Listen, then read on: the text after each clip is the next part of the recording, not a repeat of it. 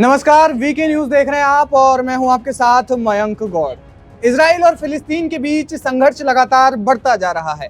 हर बीतते समय के साथ परिस्थिति खौफनाक हो रही है। तस्वीरें भी ऐसी आ रही हैं जो अच्छों का दिल दहला दे।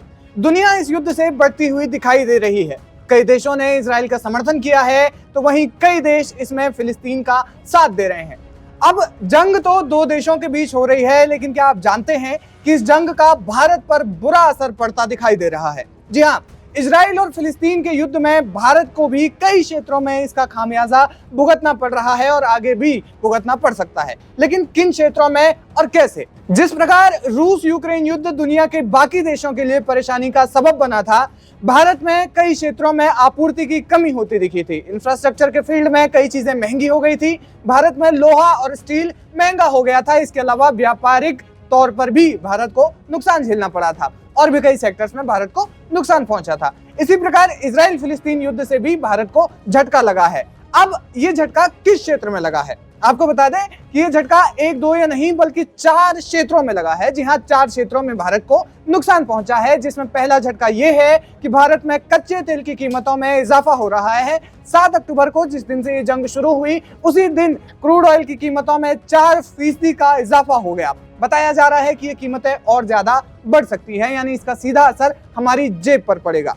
रिपोर्ट्स कहती हैं कि अगर ये युद्ध जल्दी शांत नहीं हुआ तो दुनिया में तेल जल्दी ही महंगा हो जाएगा। इसका असर सीधे तौर पर भारत पर इसलिए भी दिख सकता है क्योंकि अपनी जरूरत का ज्यादातर कच्चा तेल भारत आयात करता है। हालांकि ये कीमतें वास्तव में अभी बढ़ेंगी कि नहीं, ये कहा नहीं जा सकता, फैसला सरकार लेगी। दूसरा झटका भारत को व्यापारिक संबंधों के तौर पर लग सकता है क्योंकि भारत एशिया में इजराइल के साथ तीसरा सबसे बड़ा ट्रेड पार्टनर है। फाइनेंशियल ईयर 2022-23 की बात करें तो दोनों देशों के बीच करीब 10 अरब डॉलर का व्यापार हुआ था, जिसमें एक्सपोर्ट लगभग 8.5 अरब डॉलर और इंपोर्ट 2.3 अरब डॉलर के आसपास का रहा था। ऐसे में अगर ये युद्ध लंबा चलता है तो भारत के व्यापार संबंधों पर भी असर पड़ेगा और भारत के व्यापार पर इसका नकारात्मक असर देखने को मिल सकता है। एक बड़ा नुकसान भारत के शेयर मार्केट सेक्टर में भी देखने को मिला है।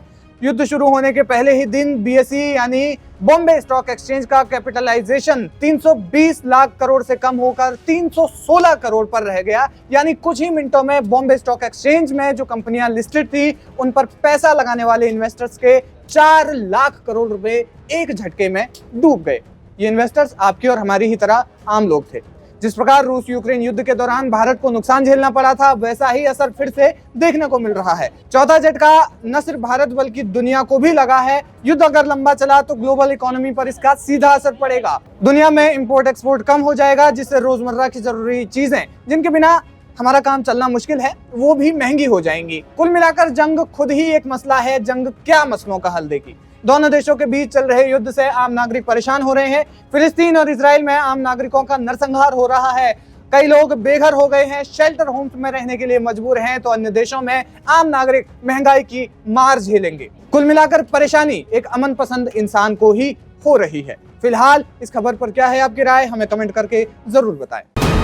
वीके न्यूज, राष्ट्र के नाम।